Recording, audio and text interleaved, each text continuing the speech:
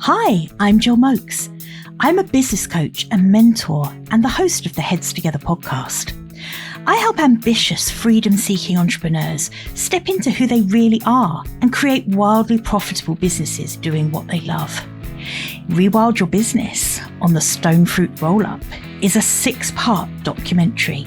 It's a reality TV series for business, if you like, where I'll be taking my business bestie, Rebecca Gunter, the founder of Stone Fruit, on a journey to define success on her terms.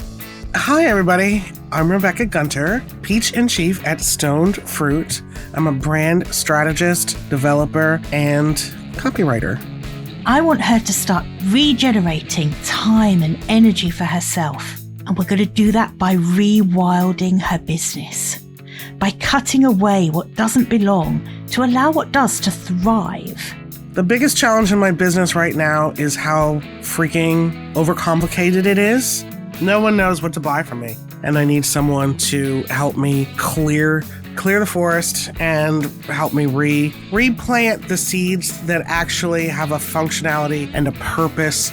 So over the next 6 weeks, we'll be deconstructing the idea that there's only one right way to do business. And my goal is that by the end of the series, Rebecca will be crystal clear and completely confident, owning her own unique ecosystem.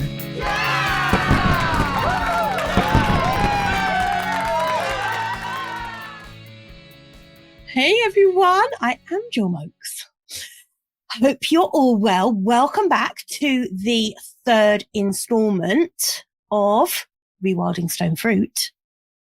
So quick recap, if you haven't watched all of them. In episode 1, Rebecca and I really kind of fleshed out her vision for Stone Fruit because her business was feeling really complicated. And whenever that happens, it's really great to just go back to what was the vision for the business I wanted to create in the first place. So that's what we focused on in the first episode. In week 2, we started talking about goals. So this was last week. We started talking about goals, and actually we're going to pick up there today in a moment. But we started talking about financial goals. We started talking about reputational goals and lifestyle goals for Rebecca, because once you have your vision in place, you need to understand what goals you need to be working towards that are going to bring that vision to life. So where we left last week was Rebecca had fleshed out. She had a good idea of her financial goals. That wasn't a problem for her. Working on her financial goals was pretty easy. And her lifestyle goals came pretty easy to her too. Where she was really struggling a bit was with her reputational goals. What does she want to be really known for? You know, what was important to her in that arena? So in a moment, we're going to pick up there and close that loop before we move into the subject for this week's episode, which is positioning. Now, I feel like if ever I was going to have imposter syndrome, it is right now, right here, because Rebecca has taught me everything I know about positioning. I had no clue what positioning was when I first met Rebecca, and I certainly had no clue what it can do for you as a business owner. I was about to say for your business, but it starts before that, because Rebecca urges us to position ourselves first, then our business, and then even our offers, and then even our marketing strategies. So, for example, if I just take my business for a moment, when I started working with Rebecca in the beginning, she positioned me as an entrepreneur. And then we've positioned more than one business. I've owned more than one business since I've known Rebecca. We positioned all of those businesses. And then we have absolutely positioned my private coaching offers. We've positioned I had a membership program. We positioned that. We positioned everything. Even my own podcast, Heads Together, that is positioned. So I'm saying positioning a lot, which I haven't been letting Rebecca do in the previous episodes. Go back and check them out because it's quite funny because I have to like buzz her when she's saying it, because we were talking about how it could be that that phrase isn't necessarily resonating because, like me, people don't always understand what it is and the importance of it. So that's what we're going to dive into today. We are going to we may position a Rebecca and stone fruit today, but certainly we're going to be looking at stone fruit and positioning that, the business. So let's see how that unfolds in real time. That's the beauty of a live show, right? But first, I want to welcome Rebecca onto her own show so she can fill us in on what's been going on since last week. Hi. Hi, Jilly. Welcome to Stone Fruit. Oh my God. It is such an honor to be here. I never thought I'd be on the roll-up stage. Love it. Be careful or I might start trotting out some of my American accents like I was just now. All I'm trying to do right now is bait you into doing your American accent. I know. So you've let me hanging for the last year doing insulting. It's just so insulting to the rest of America that, you know, you tolerate me doing it, but it would be just way too insulting. Oh, it will probably happen. You'll trick me into it, but if we're lucky, I'll trick you into it. It's not insulting to me. I think it's endearing. And as long as you've endured my terrible British impression, back to you and your show. Me. So back to you, actually, because last week we kind of covered off some bits of goal setting, but there were some bits that you, by your own admission, kind of went into a little bit of denial on and skipped over rather conveniently. And you know I'm not going to let you get away with that. You know that. So I was... newfound who dis? I can't hear you. I can't hear you. You're breaking up. Yeah, actually, this is, as a side note, you know, this is what happens when you do develop a very close relationship with a business bestie. It's why Rebecca and I are always telling everyone that you need this person in your life, because we don't let each other get away with things. We know when each other are pulling a bit of wool over the eyes, and we don't. In a loving way, we make sure that we're always held to account. So I'm so hoping that you have now been doing work on this gorgeous planner. Love it. Let's put a link to that in the show notes. Exactly right. Exactly right. I have been doing my homework. I'm reporting in that I have absolutely been doing my homework. The purple Sharpie is purple Sharpie's out. It's hot. It's hot. That's how much it's been working. It's hot. Right. Enough stalling. Come on. Homework. Okay. What would you like? Where would you like me to start? Where would you like me to start? I'm ready. I want you to share with everyone what was a challenge for you last week, because there was a bit you skipped, and I'm intrigued to know. I'd love you to share what that was and whether you've managed to go back and backfill that now. Live stream audience. What I miss is the business model. That's what I missed. And it wasn't by design, but I also think it was a Freudian slip, which is when you say one thing but mean your mother. So I slipped on that business model. I've given a lot of thinking about it as well. And, you know, it's not comfortable or fluffy or shiny to admit to the YouTube or LinkedIn audience that, one, I think that because the trajectory of my life that has thrown me kind of in these, I don't know, I guess would say relationships or, you know, kind of systems, you know, as a woman, as a mother, etc., in which I'm constantly in reactive mode. And personally, and also, you know, I'm making some growth. I'm doing some growing, you guys. I'm doing the work, but also in my business where it's reactive. if you looked at me and said, how do you like your business? There's so much to love about it. I absolutely adore my clients. I remember when, clients, there'd always be at least one or two problem client experiences. And I'd get together with my business bestie, and I'd be like drinking the drinks and talking the talk about what was difficult about a client relationship. And over time, I've been able to eliminate, any misalignments between me and a client. And like the work is chef's kiss. It goes along so very well, but I'm still reactive.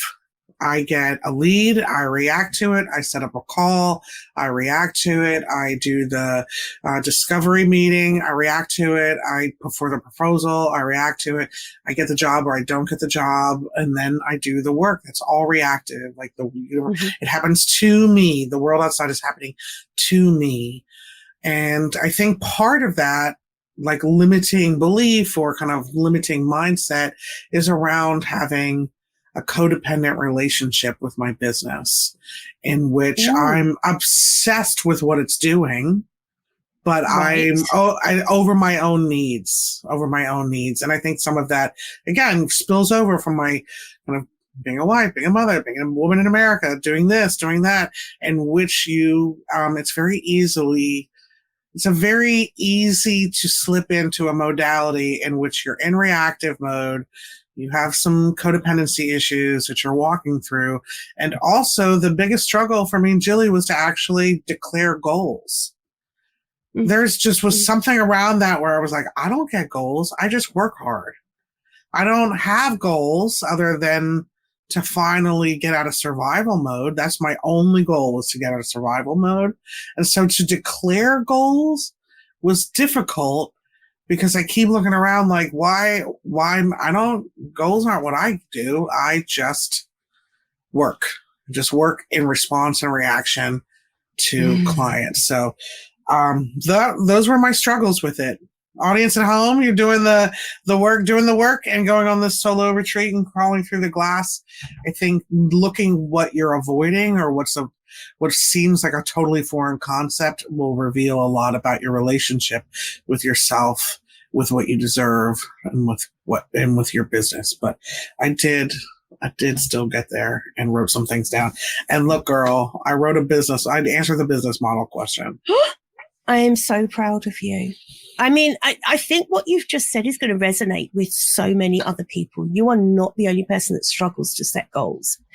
And part of that, in my experience, particularly and this is a very common goal, I want to get out of survival mode. That's my only goal. That's all I want, is to survive. Thrive, forget that. I just want to survive. And the problem with that as a goal is that people who have that as their goal are also very used to not hitting goals. They're used to not setting goals, and they're used to not hitting goals. So guess what? If your goal is just to survive and you have no intention of even hitting that goal, guess what's going to happen? Nothing's going to change. Nothing's going to change. You're on the struggle bus. So I think it's really common, and I'm so grateful to you for sharing that so openly, because you are just one of so many people who have that mindset that there's no point in me setting a stretching or what feels like unrealistic goal, because right now all I want to do is survive. But there's a definite mindset shift that needs to take place there, because guess what? The byproduct, the simple no-brain byproduct of aiming higher and genuinely taking the steps you need to take to hit a higher goal, the byproduct of that is survival. The byproduct of that is not just surviving, it's going to take it up and above that level. So from your lips to God's ears, Jilly. Always. God listens to me every day. He listens to us together. So come on, share with us what that thought process led you to. So healthy thought process, what did it lead Okay. you? And again, I wouldn't even be surprised if I completely still skirted the assignment and wrote kind of this, big picture thing that doesn't actually answer the question, which is my signature move, which is avoidance, I think, which is why I'm starting to think like, you're kind of codependent with your business right now. Like, you're avoidant and you're obsessed with what the business does above your own needs. But here's what I have. And I hope this answers the assignment because I really need my gold star. Okay. I know you do. Come on. Stone Fruit is a coaching/consulting business that provides one-of-a-kind clients with one-of-a-kind business advice, tactical direction, and personality-driven copy. And then I have 1, 2, 3, 4, 5 ways we make money or offers. A retainer arrangement, solve business problems month to month until you are living the brand. A one-off, determine deliverables and chunk them off until everyone is satisfied. Business in the Raw at Home Edition, which is a 12-week coaching program. Build a brand from the ground up in 3 months or less.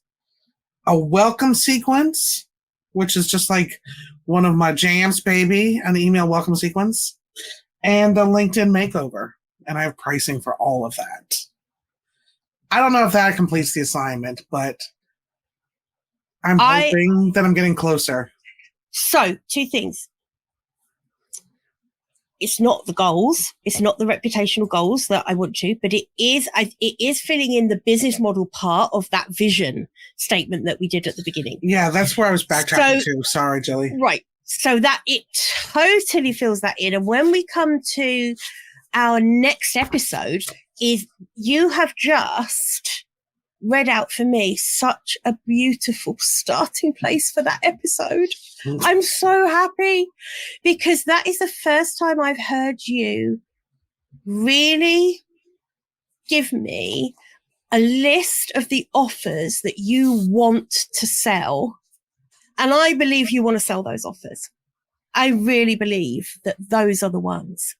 Every single thing you read out there, I was like, yes. Oh my God, yes. Definitely. I mean, I have to make sure you haven't just hoodwinked me with some clever words because obviously that is what you're very good at. Thankfully, that's what people bloody pay you to be good at. Hoodwinked. Hold on. Hoodwinked again. I did write them and I wrote pricing and everything. I did write these down and there are I could put together a website copy offer very easily. That should probably be on there because it's pretty cut and dry how I will chomp through website copy. That's what we're going to go into in week 4. We're going to really dive into those offers, the pricing, whether there's some offer gaps, what the value ladder is of those offers, what's the journey it takes someone who is an ideal client for you on, where do they enter at, where do they go up to, what are the aspirational offers, what are the no-brainer offers, what's the bread and butter offer. So I'm excited now to do that because I think you've now, in that part of your vision, you've really doubled down on that and got that clear. When you did that, did it give you any more clarity around that, the reputational part of your goals? Do you remember last time I was saying to you, or you were saying actually, that one of the goals was to write a book? I have my reputation piece filled out. Have you done it? Oh, yeah. Okay. I've absolutely done it. I will stop talking. Fantastic. Okay, fill us in on that because that way we close our loops on the vision and the goals. Okay. I've published a business book. I've written a memoir. I've gained a notable audience on Substack. I have a signature presentation that I give, like a signature talk. Paint the picture. What does being a thought leader mean to you? Is that something that you aspire to? Describe in detail how you want to be perceived by others. What do you want your clients to say about you? I want my clients to say, this is a Rebecca thing, whenever no one in the room can think of a way to do it differently. She's a champion for owning your own means of production, and she keeps me energized. They all say, every single one of them, currently, not my vision or my goals, but right now, I hear every day, I always feel so energized after I talk to you, or I always feel so motivated after I talk to you. That's the thing that I want them to say about me. So I hope I got that assignment, because I want 2 gold stars today. I'm not going to be happy. That is your second gold star. Yes. That is 2 gold stars, because those are right now. Think about what the purpose of setting a goal is, that you work back from it. Every single one of those goals that you mentioned. So the tangible goals, the book, the business book, the memoir, the Substack, the signature talk. Every single one of those goals can go into a calendar. It can have the micro tasks put to, what's the first micro task for building a really big engaged audience on Substack? Create a Substack account. Do this, do that. Yeah. Start, create a content calendar, etc., etc. And this is goals in action. This is taking a goal and then working back from it. You want a signature talk? Okay. What's the first step for that? What do you need to do first? Is it to schedule a whole afternoon in your calendar where you're going to brainstorm the topic and the angle? Or is it to buy Chris Anderson's book called TED Talks, the official TED Guide to Public Speaking? Highly recommend. So straight away, once you've got those goals in place, and this is the same with your financial goals, same with your reputational goals. If you have a financial goal that you want $300,000 in your bank account by the end of the year, what does that mean in terms of quarterly income? What does it mean in terms of monthly income? How many clients represent that sum of money? How many of your signature offer do you need to sell to hit those numbers? What are the monthly fluctuations you might expect? So straight away, you can start projecting numbers against that goal and monitor progress towards that goal. And same with your lifestyle goals. If you've got a lifestyle goal, which is, I want to take the whole month of August off every single year. I did do it. You've done it. Oh my God. I did do it. I did this. I did the money one and I did the reputational one. Yeah. And this is the thing, isn't it? It's like, once you're clear on what they are, you can set those micro goals in place to hit them, to know what they are. And I just want to say to you about the whole, I just want to survive goal. Can you see now that you've done this exercise, if you don't have any of that stuff in your head as a goal, can you see how you have no chance of even taking the first beginning tiny action towards it? Because nothing will change. Yes. Here's what I've learned from my wonderful client, Jennifer Thornton, 304 Coaching. I love to quote her. Mm-hmm. Yeah. That in human development, you go through, kind of this, advancement, shall we say. And there are, stages that are more, I don't want to put this in a linear perspective, but there are, kind of stages of development. The reactive state is where about 70% of us stay. And that is that things are happening to me. So that reactive state of being in survival mode, just kind of, I get a lead, I respond to it, I either close the deal, I don't, I do the work, and I move it on. That's reactive mode. Creative mode, in which only 20% of us, actually, doing the numbers, 20% of us live, is where the world is happening, but I control my reaction to it. It's such an elevated state of attracting, in my case, attracting business, in which I'm not just putting out fires all the time, but instead in this kind of elevated modality of creativity where, America is a dumpster fire of late stage capitalism, but it's not devastating me because I don't have to react to it. I can control my reaction And so the goals, I think, in this framework are the first step of being in creative mode rather than in reactive mode. And I also want to comment that I think it's very interesting, and I didn't notice that until I read these up to you, that I didn't put anything about being a digital media content creator at all, even though that's what I've been doing for the last year. Isn't it interesting that the roll-up is not on here? That's really interesting. I have a theory about that, though.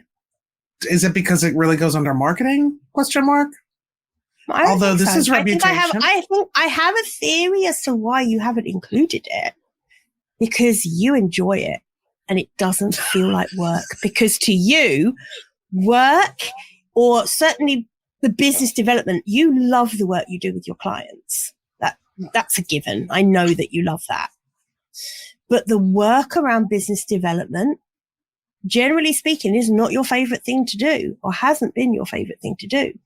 So you associate that whole piece with the bit that you don't particularly like or haven't particularly liked and have been struggling to get to, because when you're in that survival mode, you struggle to get to it. Whereas the digital media stuff, you are so good at, it comes so naturally to you. And I think you actually enjoy doing it. So it almost is a given to you. I wonder if that's why you haven't included it. That's so interesting. I do think of it as work, but you know what I think of the work is like, order the episode art, schedule it in StreamYard, write the description, all the stuff you put the things, that feels like the work part. But like even today when we were getting ready for this thing, and I was like, hey, do you have the banners queued up? Did you share it on LinkedIn enough? Do you have this going? Do you have that? And it came to the point where it's like 10 minutes before the show where there isn't any more of that like work to do. And I just had I was like, now I just have to do the show, which so many other people find to be the hard part. And I'm like, now all I have to do is just do the show, man. The show is the best bit. It's the easy bit. Yeah, the work is like the admin stuff. Yeah, yeah. So I would love to see goals around that, really. Goals around the support, the level of support you want in the business, I think is going to be an important goal for you. Oh my God, you're so exactly right. Because that's really where I see the team building happening is around this digital content. Yeah. I've got my strategy fingers on. Ooh, okay. I'm excited to get to that. However, we can't even begin to think about strategy until we have done something very, very important. Oh my God. Oh my God. I know, it's time. We're doing it. Okay. We are people at home moving into positioning. Dun, dun, dun. My favorite topic. Yes, positioning. Rebecca's and my favorite topic. And like I said to you at the beginning of this episode, this is where I have the imposter syndrome because, Rebecca taught me everything about positioning. So I was thinking, how do I want to do this? Do I want to just kind of take the easy way out and hand over to Rebecca now and just say, Rebecca, tell us what your positioning is. And I thought, you know what? No, that is not what I want to do, because that would be very easy for me and not so as easy for Rebecca, because what we have learned is that positioning is something that is pretty damn tough to do on your own. This is something where there's a lot of work that it's essential to do on your own, I believe. But actually, positioning is something that is hard to do on your own. Rebecca has worked with me to position everything I've ever done in my business. And I've worked with her on positioning for different things in her business before, because you just need that two-way dynamic. So I was going to get Rebecca as well to tell you what positioning is. I'm not going to do that either. I'm going to tell you what positioning is. And on this one, I want the gold star afterwards, because if I've got this right, it means that you have done a really good job of teaching me this topic. So positioning is a positioning statement is a single sentence that answers the following questions. Who do you serve? What do they need? Who are you? What do you deliver? And what makes you special, different, or the one? How did I do? I feel like I'm watching you ride your bike for the first time. I've pushed you off. Who are your people? What do they need? Who are you? What do you deliver? Why are you special, different, or the one? You nailed it, girl. Nailed it. You nailed it, girl. You nailed it, girl. So if we are going to position stone fruit, I would love it though if you would just, because you are the best person to explain this to us. What makes positioning so important? What a question. It really, positioning really is the articulation of who, what, why, when, where, and how, which are essentially the questions that you need to be able to answer to communicate with anybody about your business, about what you do and what you offer. So often we get really mired in our resume of like, oh, well, we've been making t-shirts for 15 years. While that's factually accurate, it's certainly not anything that gives me anything I can sink my teeth into, anything that I can latch onto, something that I can believe in, something I can see myself and project myself in needing. And, let's just face it, like everybody and their brother has a business. Everybody and their brother has, either a branding business, a coaching business, It's difficult to stand up and be instantly recognizable if you can't answer who are our people, what do they need, who are we, what do we deliver, and why are we special, different, or the one. I still struggle with what do we deliver. I mean, that's a really difficult question to be able to answer when, I don't know, when you're just so in it, I guess.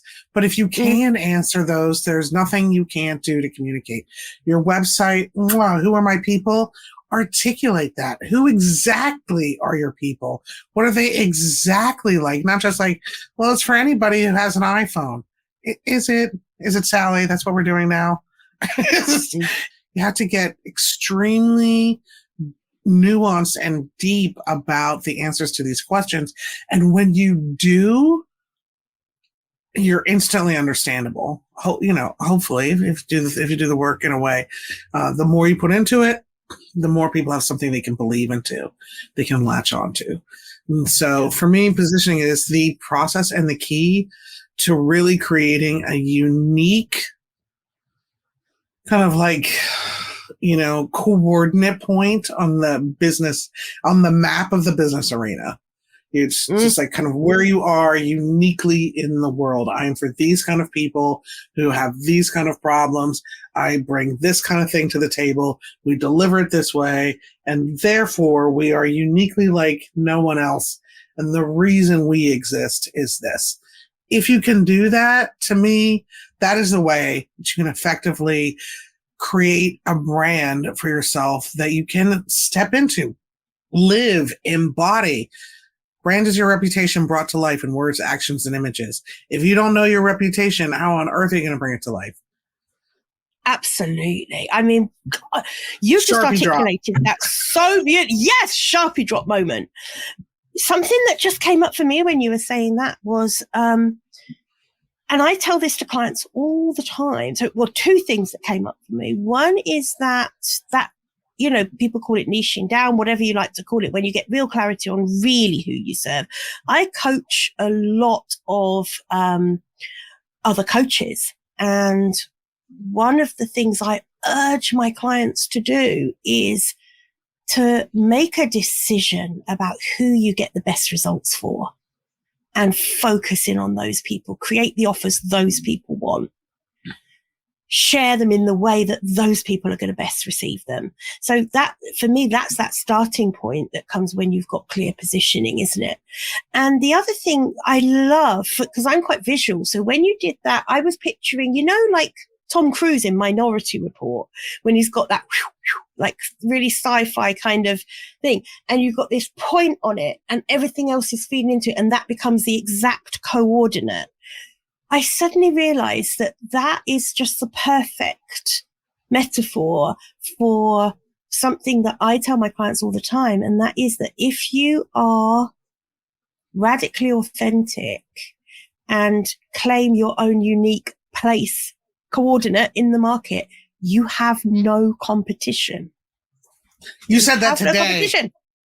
And it's so simpatico with the way that I work, which is to come to the process of positioning with being as mildly influenced by the outside as possible. So I'll have a new client, let's just say a new person, and they're coming and I'm doing positioning. I will not look at their website. I will not look at their LinkedIn. I will try and ignore their emails, like, that are marketing emails. I try and insulate myself as much as possible so that I can create those coordinates within a vacuum. And that way they are absolutely unique and authentic. I'm not influenced by the outside world. And I want to be like that in the larger scale. Okay. What a great place for us to go into your positioning then, because I think that you've just made it so clear to people listening why positioning is so damned important. And this is my turn to blow smoke up your ass for a minute, because when you have over the years positioned things that I've done, it has changed the game for me every single time. It's the thing. And because you've taught me so well, I can to a certain extent start the process on my own now. So as soon as I have an idea for something new, I can go straight to positioning as an entrepreneur, the positioning of my business. Is this aligned with those two positionings for a start? Is it really going to be something that my ideal clients want or need? Preferably both. What does it actually deliver? I automatically run through that positioning process in my head. So I just have to thank you for that, because it is a complete game changer in business. And for anyone listening, if you are not selling as much of your thing as you want to be selling, you probably somewhere back have a positioning issue. Because I believe that without positioning, no amount of marketing will work. And I'm happy to stick a stake in the ground on that. You can be the smartest, most clued up marketer. You can know how to construct the most complicated and sophisticated funnel. But if you don't have your positioning crystal clear, you're wasting your time. Don't bother marketing your business if you're not clear on your positioning. There's no point. Rammed that home. I would also add to that and say that if you are, if you just realize that you sound like everybody else came out of, Marie Forleo's B School, and everyone sounds like that. You just recognize that the only way you can really grow is to differentiate yourself, and 100%. To stop sounding like everybody else. And I know that's all the thing. That's what all the copywriters say. It's like, stand up like a meerkat and a massive mediocre, which is my line, so I can make up for it. I can make fun of it. However, it truly is the way that people can create an emotional connection to you. If you sound like everybody else, it's very hard to create an emotional connection.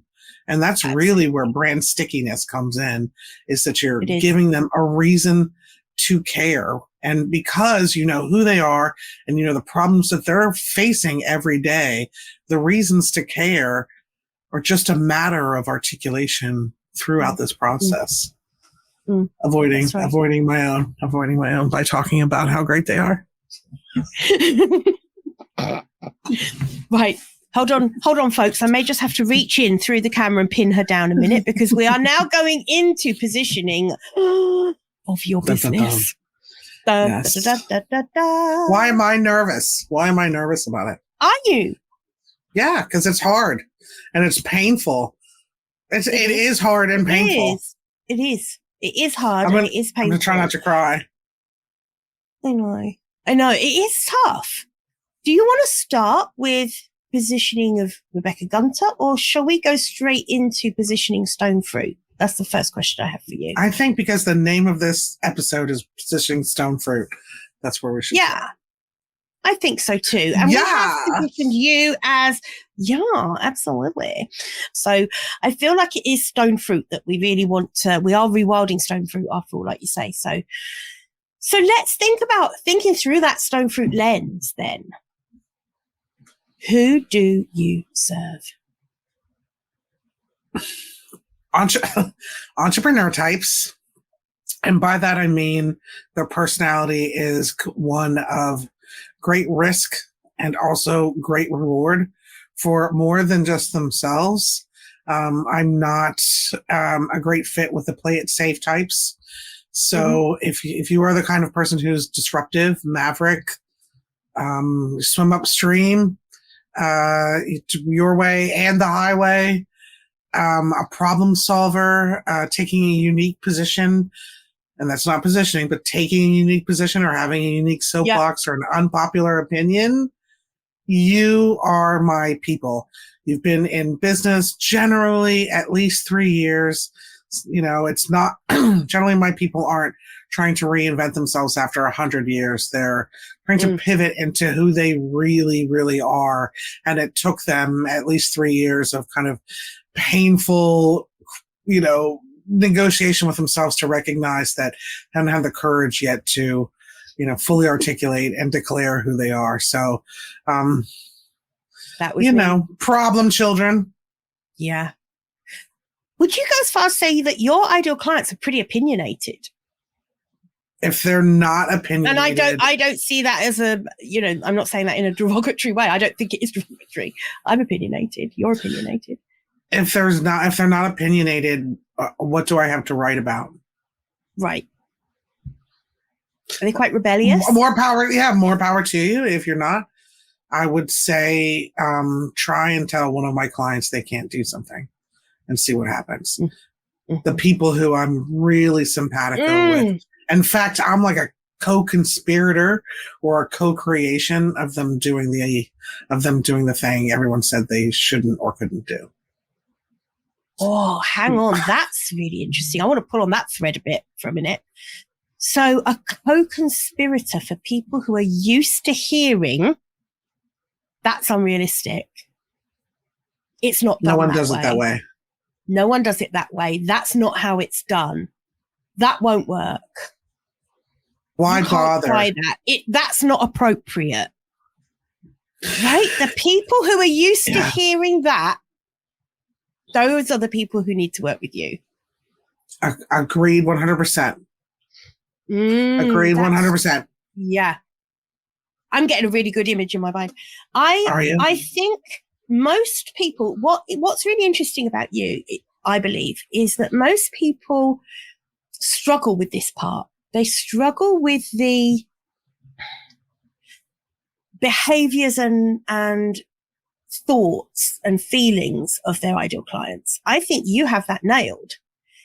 The bit with your help, to be fair. The bit that I think you struggle with, which other people tend to find easier, is the attributes. So this is maybe not the attributes, this is the wrong word, but the kind of factual stuff about them. What do they do for a living? Where are, all of that kind of stuff. And is that deliberate? Is it because you don't care about any of that stuff? I don't care about any of that stuff because my niche, when we say niche down, for me, I don't have a particular industry or kind of person specifically that I like to work with.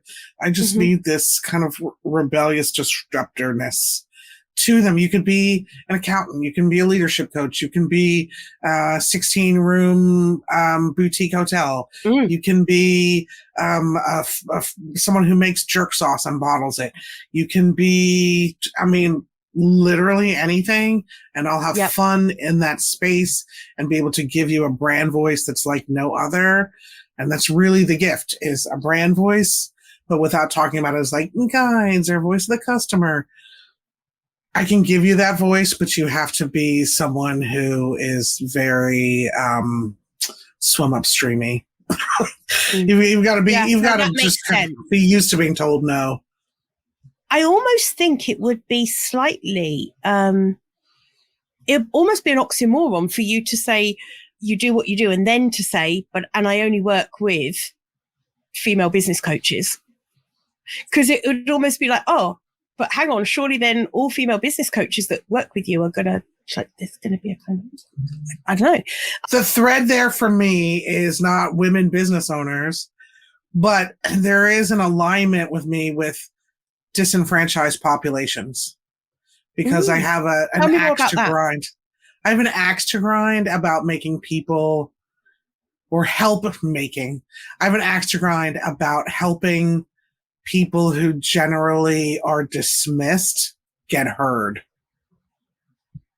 Like women, neurodivergent, multicultural. Like if you are not mainstream, whose ideas are just taken like, oh, well, you're a man, that's a great idea, then I'm the kind of person who wants to really do whatever I can to help you get either equal footing or footing where the mainstream is irrelevant. So while I say, I don't niche myself like women only, but I am attracted to people who traditionally are not listened to, whether it's their ideas or just kind of their role in the hierarchy of society, where I kind of have a we'll show them attitude. We'll show them. Stick with me, kid. We'll show them. So, oh God, I love that. Stick with me and we'll show them. I think that's that. Like, let's come back to that. Let's put a pin in that one. Because something you just said about people whose ideas are not necessarily automatically listened to. This is a big one, isn't it? Because if you're talking here about people with strong opinions, people who really want to have a voice to get out there, and yet they have an extra hurdle that isn't just the fact that they're breaking new ground or doing something in a different way, but they have perhaps an extra layer of complexity in getting their ideas out there. They're really in your sweet spot. Yeah, baby. If no one's listening to you, come sit by me. If no one's listening to you, come sit by me. Right? Yeah. You realize you're going to have to pull all of these things out for when your homework of creating the actual positioning statement. I know. Let's acknowledge the comments, shall we? Tony is here. He wants to know how we can neither go too broad nor too narrow in the Who Are My People section. That's a really good question. Do you want to take that one or shall I take that one? We can both offer our opinions. Again, Tony, I think that it's around looking for the golden threads that weave amongst the folks who really turn you on.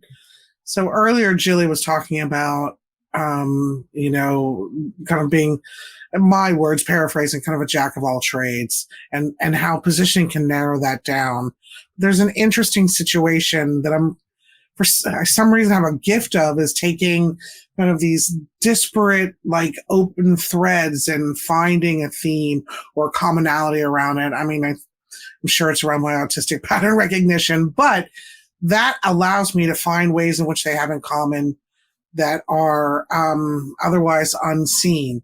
A perfect example is I've been working on positioning with a woman who has a number of programs, and some of these programs are for corporate high-level leaders, and some of these programs are for CEOs and founders and entrepreneurial types, and that's two different pieces of language. And so how does she, speak to one without the other one thinking, well, she's not talking about me, and vice versa? And that has been the work of finding what kind of leaders are we making here, whether they're in an entrepreneurial space or a corporate space or leader of their church group or whatever. So by focusing on the kind of leaders we're creating, it allows us to not go too broad with anybody in a leadership position, or too narrow in entrepreneurs or what I affectionately call corporate defectors, people who are kind of like leaving that space and coming over. So in that way, you can prevent being too broad or too narrow or too wide by finding commonality amongst your people. Jilly, your answer. Yeah, I mean, I suppose I agree with you to a point, and yes, and I guess is my answer. So yes to that. And I think we need to be clear about why we encourage, as a business coach, why I encourage people to niche down. And it's for a couple of reasons. So the biggest reason is because to have a really outstanding business, you need to deliver outstanding results to your clients. And to deliver outstanding results, quite often you need to be a specialist in serving those people, because a generic offer won't get the same fantastic results as a nuanced, bespoke, designed perfectly for you offer. It's exactly the same reason why one-to-one services are more expensive than group service. Take coaching industry. One-to-one coaching is far more expensive than group coaching, generally speaking. And it's for that very reason that, you know, the offer in a one-to-one scenario can be very bespoke. So for me, niching down, that's one of the reasons, is that it gives you the opportunity to create offers just for those people that are exactly what they're looking for. The other reason, or another reason, is that if you don't niche down, you make your marketing so hard. So hard. How do you craft that "are you inside my head" kind of messaging if it's just for anyone? The more niche you go, the easier it is to create messaging that has people thinking you're talking directly to them. So, but there is that balance to it, because go too narrow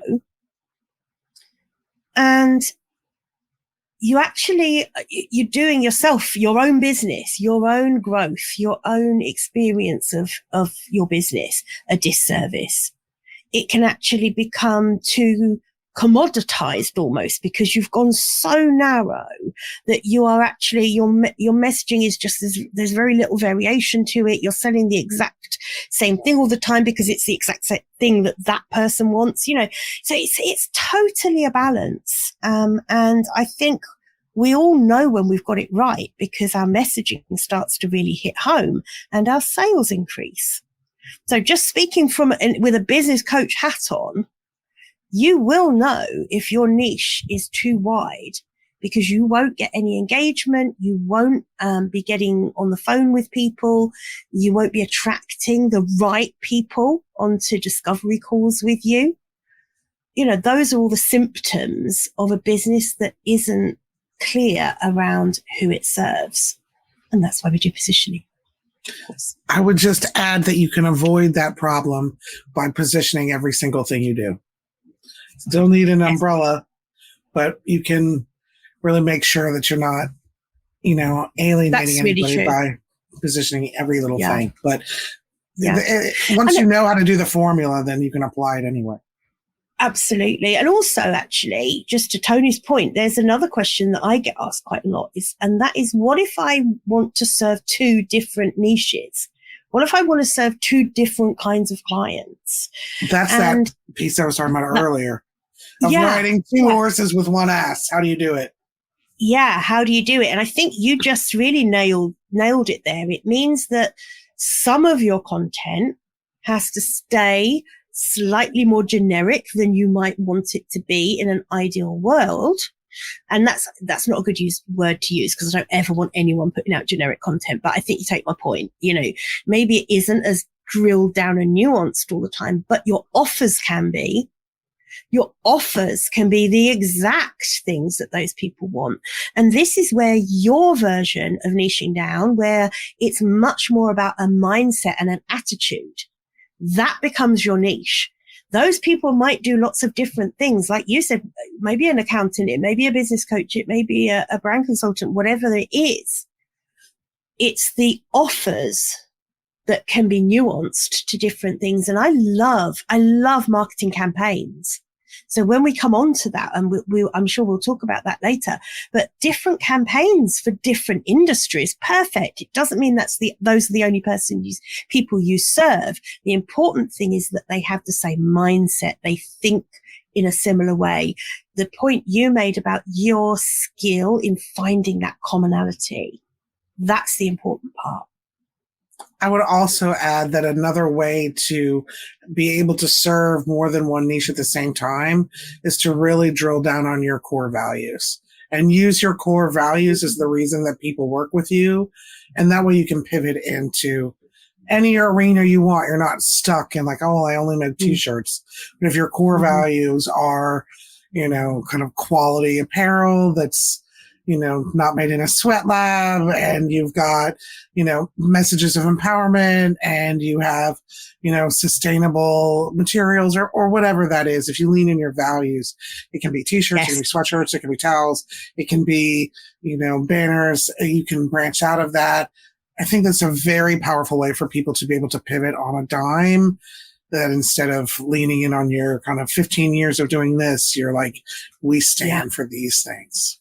We stand for these things. That's such a great metaphor, is the t-shirts, because also when you do that, you don't care who is buying them in terms of how old they are, what their gender is, where they live, all of those things, because those people are going to find you because of your values, because the content you put out, the marketing activity that you do is going to speak very loudly because you are being confident and you're completely expressing those values, and that will make you stand out. I love it. So the who I'm pretty clear on, and I know that, before next week, you're going to go away and incorporate that into the sentence. So for, enter your people. The next part of the sentence is who need. So those people that you were talking about earlier, what do they need? Words. Who need words? Perfect. Thank you. Move on to the words. I mean, essentially, send them a bloody dictionary. They need the words that are so right for them that they can internalize them and use them. So, yes, glibly, the words that are on your website, the words that are in your welcome sequence, the words that are in your LinkedIn profile. Absolutely. That's essentially what it boils down to. What are those words? What are those words? What are they? That is a process of stepping into an identity that many of us have not had the opportunity or the courage to embrace. And so what they need is someone to hold up a mirror to them, show them who they truly are, tell them the words that describe this, and then empower them to embody what those words are so that they can make all of their digital footprint match that brand. And you disagree? I still disagree. Okay, fair. But I'm being a little bit facetious and unfair and mean, because I don't disagree with any of that, but I don't think it's the right answer to the right question. It's the right answer to the wrong question, if that makes sense. Because you're absolutely right. I just got fucking trapped by positioning. You're absolutely right. Right. Yes. Now, can you just see that this is why you can't do it on your own? You can do this effortlessly and expertly for other people. You cannot do it for yourself. It's so hard to do it for yourself. They don't need words. They need to be words. Seen for who they are. They need to be seen for who they are. And the words facilitate that. And they need to be heard. Remember, you want to be heard? Come sit by me. No one's listening. Come sit by me. They need other people to see who they really are. Correct. And that also means they have to also see it, which is easier said than done. Yeah. I really fell into that trap. I fell into it. They don't need words. Isn't it they need easy to be though? seen and heard. Yeah. Yeah, because we get stuck in what we deliver. If there was another way of doing it, you would find that. If it wasn't words, maybe it might be. So I would love to give you a challenge of helping someone do that via the medium of mime. So that there were no words. But can you see what I mean? Because it isn't the words that they need. Wow. The words are what you deliver, and they're part of your process. Do you remember I said to you, the other thing that I think they need is so if we start up here, they need to sell what they do. Come down from that. They need their marketing to work. Come down from that. They need to be seen and heard for who they truly are, because that's the only thing that will make your marketing work. And that applies to all of us, to anyone. If you're not being seen and heard for who you really are, again, no amount of marketing is going to work. Hit stop immediately on your Facebook ads, your LinkedIn ads, your Google ads, your fabulously sophisticated marketing funnels. If you haven't done this positioning work that Rebecca and I are doing right now for Stone Fruit, because your marketing won't work. This is why positioning is so bloody important, and why, we have to, with for Stone Fruit, find a way of packaging it so that people understand what they're buying when they buy positioning, because it's that fundamental. And you're the bloody queen of doing it. You do it like no one else.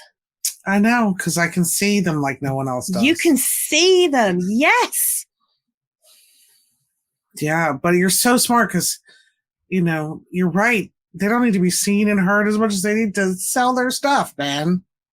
That's what they need. They need sales. And if they want sales, they need their marketing to work. If they want their marketing to work, they need to be seen and heard. So that encompasses everything. They need to understand who they really are, positioning. They need to start feeling confident enough to express it, living it. They need to, that's what you deliver. That's what Stone Fruit delivers. Via coaching, via positioning, whatever medium. We're not worried about what the Stone Fruit offers are that meet this need yet. All we know is that this company, this business, Stone Fruit, has to meet this need for people to be seen and heard, so their marketing works, so they sell their stuff. So that they can own their own means of production, which is super important to me, and be a sovereign being, not dependent on a paycheck or a boss. That's right, which is also important to you. Going back to own their own means of production, what do you mean when you say that? For anyone who doesn't, in capitalism, I think the non-ranting version. I think that we live under a false sense of security when we work for someone else and do not own the way that we get paid. So, in like economics, we talk about it as like owning the means of production. So to me, my highest priority is to own the way that I get paid. So currently, people hire me to coach them and to write for them. I own that. No one else owns that. So it keeps me in a sovereign state of being where I'm not dependent on whether or not my boss's boss's boss's boss can sell something that I provide for a meager exchange of money. So to me, it's all about sovereignty. So that sovereignty and owning your own means of production sits at the top of that pyramid that we just talked about. And to get to there, they need the sales. To get the sales, they need their marketing to work. To get their marketing to work, they need to be seen and to be heard. And that is their entry level to working with you. That's what Stone Fruit delivers. And I believe, because Stone Fruit isn't a full marketing agency, it's not a sales consultancy, but it is a be seen and be heard business. And I think, we've just established that that is the foundation of getting them to where they want to be. So we know what they need. Stone fruit exists to start them on their journey to getting there. Because if they work with stone fruit, then they can get the marketing in place to amplify what they've put in place. I see us as like we provide the food for your marketing mix. Like you already have you have a marketing mix on your own, and I can help you figure out what that is. But we're the ingredients therein. Like we're not the marketing. We're not marketing itself. We're not marketing. We're the stuff you need to make marketing happen. Right. And to be honest with you, how many times have you heard me say, marketing always works? Marketing always works. It's a matter of when. So I don't really care which marketing strategy people want to go with if they've got this foundational stuff right. I don't really mind. If you like doing webinars, do webinars. If you love social media, immerse yourself in social media and that will work for you. If you if you hate being online and actually you love in-person networking, do that. Because if you've done this foundational work, you can make your marketing work because it will amplify the stuff that is right. If you haven't done this foundational work, your marketing will simply replicate the stuff that is wrong. And you'll have more of that. You are so right. I think about my own clients. One of them thrives in long form thought leadership and articles, like 15 to 2,500 words every time.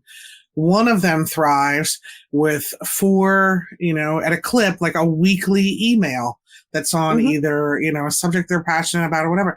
One of them thrives when we position each of their niches and that's their little thing.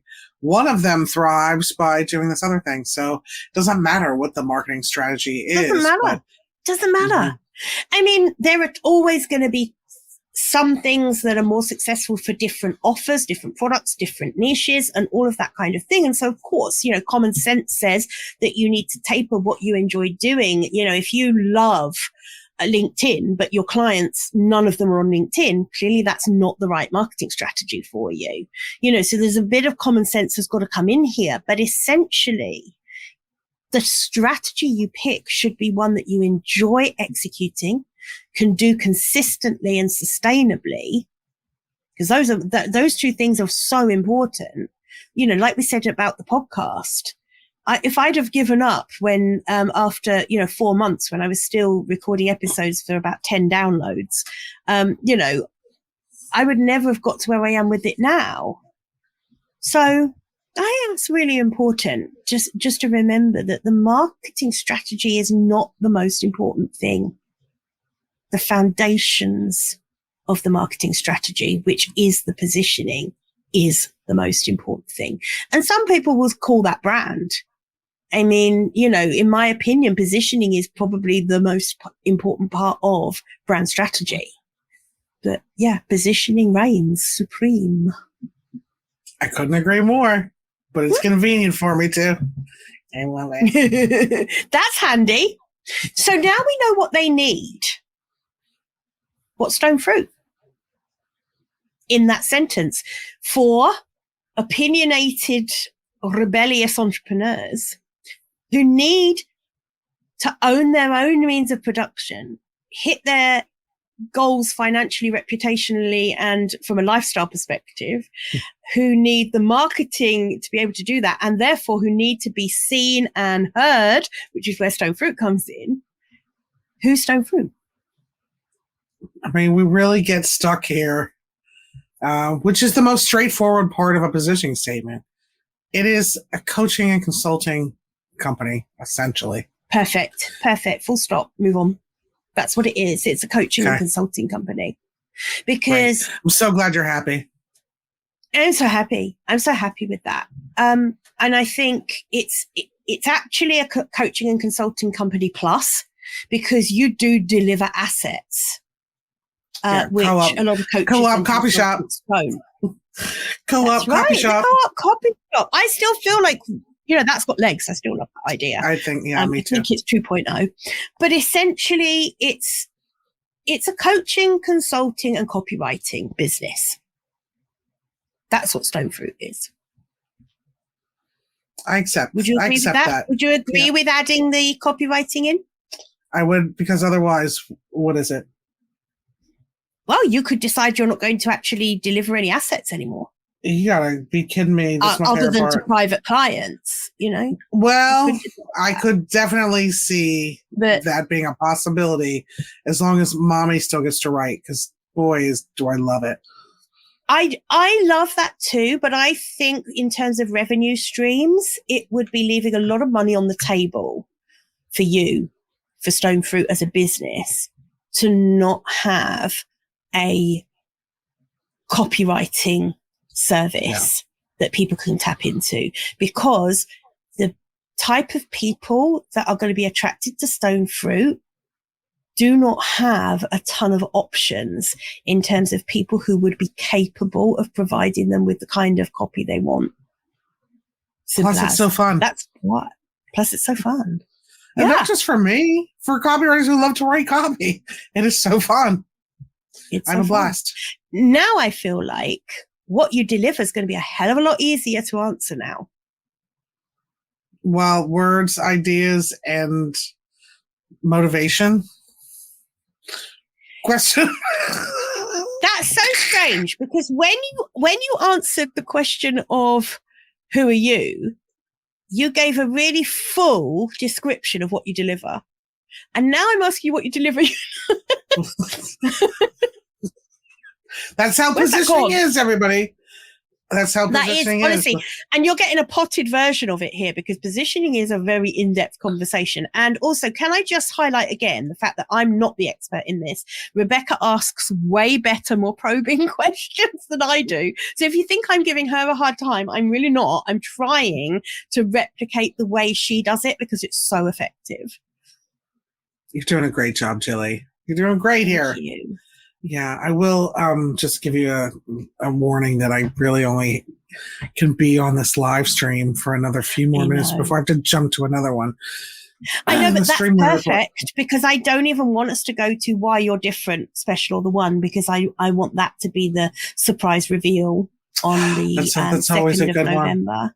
So for this one, week 4, this is when we're going to, again, close the positioning loop at the beginning, like we did this time with the goals. We closed that loop at the beginning. On the model and pricing episode, we're going to close the loop on positioning. Rebecca's going to do the reveal of her full positioning statement that we've almost got to today. And actually, I feel like we could wrap now and wait for that kind of that what you deliver and what makes you different, special, or the one when you reveal the final statement on the 2nd at the beginning of that show. Because once we have that in our grubby little mitts, can you then see how that feeds perfectly into your business model and your pricing? Because only when you've nailed your positioning can you have any inkling of the exact offers that are perfect for your ideal clients. Until you've done your positioning and know who your ideal clients are, what they need, and what you need to deliver to them at a higher level, can you then go in and actually figure out what the exact offers are that need to sit inside your business that will deliver on those promises. And everyone's nemesis, pricing. I feel kind of good about pricing. I feel like I have a good handle on that one. So I don't know. Maybe you have a good money mindset, to be fair. That's shocking to hear, sometimes. but thank you. Like, Jilly, you're being so generous with my money mindset. You're right. Sometimes, and honestly, sometimes not. I think you do. Pricing is one of those things that's like where all of us, though. I have a good money mindset sometimes and sometimes not. Yeah. I'm looking forward to getting into it. And I'm looking forward to expanding on the that delivers part and sharing with you what I come up with. So, Jilly, I cannot thank you enough for dedicating such delicious time and being a part of what we do here. Jilly, tell the folks at home your website address. It is gillmoakes.com. So it's Gill with a G, Gillmoakes.com. Get more of that Moakes magic. There's lots of resources there. There's links to the podcast, and do grab the vision and goal setting bundle, because that is going to give you workbooks. It actually delivers like 5 workbooks that really take you through this whole process that we're doing at the moment. So do go and grab that. Yeah, very, very good. Jilly, I love you. You're my bestie. Thank you so much. Of all the things. And I cannot wait to get back into it. And thanks for not making me cry on live stream this time. But you can still work on for another 3 episodes. Obviously. I mean, that's my goal. Yeah. All right, Jilly. Say goodbye to people. Bye, everybody. Bye, everybody. Thank you.